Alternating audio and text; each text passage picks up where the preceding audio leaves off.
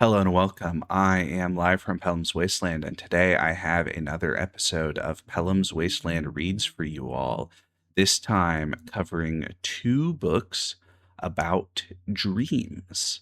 Um, I guess that's the sort of core connecting element for these two. Roger Zelazny's The Dream Master and Ursula K. Le Guin's The Lathe of Heaven.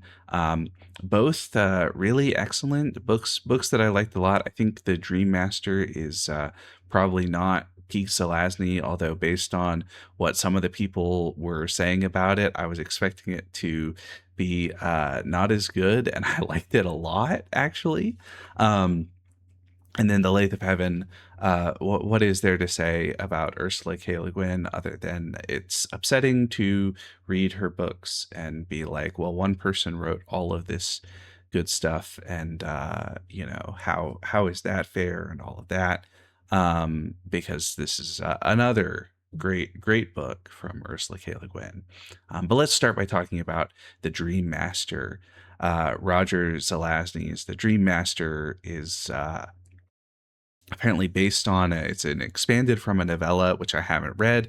I guess at some point I should read that. um, but it is a future in which there's a special class of mental health professional essentially who creates dream spaces and structures dream spaces for patients, with the idea of allowing them to work through their mental health issues, essentially. Um, and this is explained in the book. It's a complicated process, takes a lot of training, requires sophisticated machinery, and also has a level of connectivity between the patient and the doctor, kind of an expanded version of the ideas about the connection that forms between patient and doctor in something like regular talk therapy. In this case, the doctor is hooked into the machine as well and is experiencing things and nudging things in the right direction for therapeutic purposes, um, but also has the potential to be overwhelmed by the force of personality of the patient if they lose sight of things and don't be very careful and all that sort of stuff. And this is amidst a story about a world with a bunch of really kind of interesting elements from the 1960s. So for instance, there are immense highway systems stretching basically all over almost the entire surface of the globe. There is the sort of aftermath of some types of ecological collapse. There are self-driving cars on that kind of huge connected highway system. There are also intelligent dogs, the mutated, the muties, the dogs that have been um, bred and genetically mutated and in sophisticated ways altered to be more intelligent to the point of being able to speak. And so one of our characters has a dog who can speak with a somewhat limited vocabulary, but is also clever enough to put in the coordinates for a destination in one of the self-driving cars. And so there's a fun sequence with that. Amidst all this, there are all these different kind of prescient things about the future, including one of the kind of core um, questions running through this book has to do with a essentially a sanitized, less dangerous future, a future that no longer allows for a lot of the kind of expressions of personal danger, of putting death up against something valuable, you might say.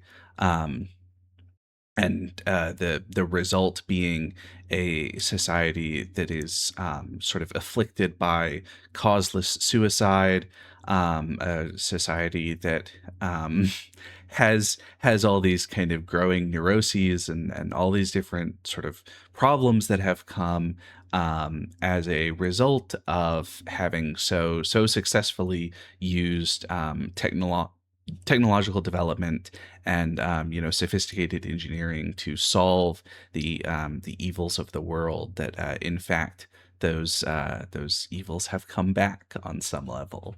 And Charles Render, our protagonist, is interested in exploring those things, and that sort of ties into his arc with his patient, who is a woman who has gone through essentially all of the schooling necessary to be one of these dream shapers, but who has been blind from birth.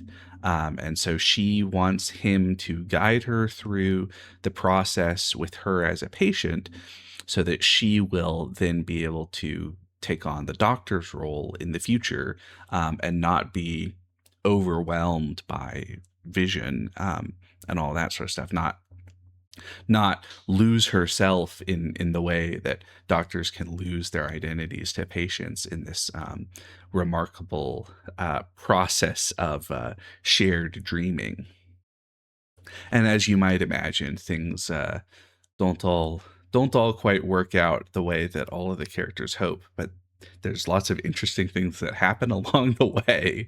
And it's I like this one quite a bit. I would say I don't know necessarily. I mean, I wouldn't put it as my favorite Roger Zelazny, um, but I definitely like this.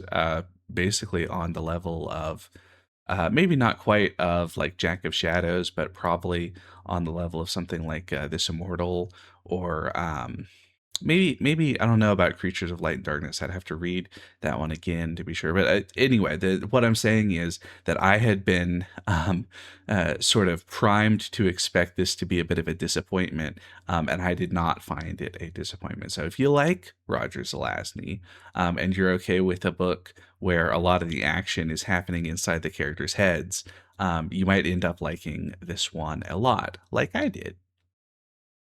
All right. The other book I wanted to talk about in this episode, The Lathe of Heaven, is also a book about dreaming, um, and is not a book that should come with any any priming for disappointment, because it's so good. I mean, I feel like every time I read Ursula K. Le Guin books, I feel like saying that not all of them have been as good as all the others. I mean, like I really love Earthsea as a whole. I think that the last two books or so, I was like, yeah, this is not quite as great as some of the earlier ones, but it's still really good. Um, and I have been so thoroughly enjoying and enraptured by all these Ursula K. Le Guin books, and this one no different. A magnificent and just difficult to stop thinking about book about a man who dreams things, and they become that way. George Orr, who has these strange dreams where he will have been living in one sort of world, and then dreams that something has happened, and when he wakes up, the world that he wakes up into is different. Has taken on the qualities of the world that he dreamed that he was in. So he is terrified of the uncontrollable quality of this, the way in which his subconsciousness might um choose to do all of these horrific things, destroy people, wipe whole populations out of existence just by dreaming a world where they never even were. And that he is the only one who understands the calamity that he has caused, and is desperately trying to figure out how to solve this problem, and is sent to a doctor who comes to realize what is happening on some level, and believes himself to be a just and virtuous shepherd of this uh, possibility, this unique ability to reshape existence.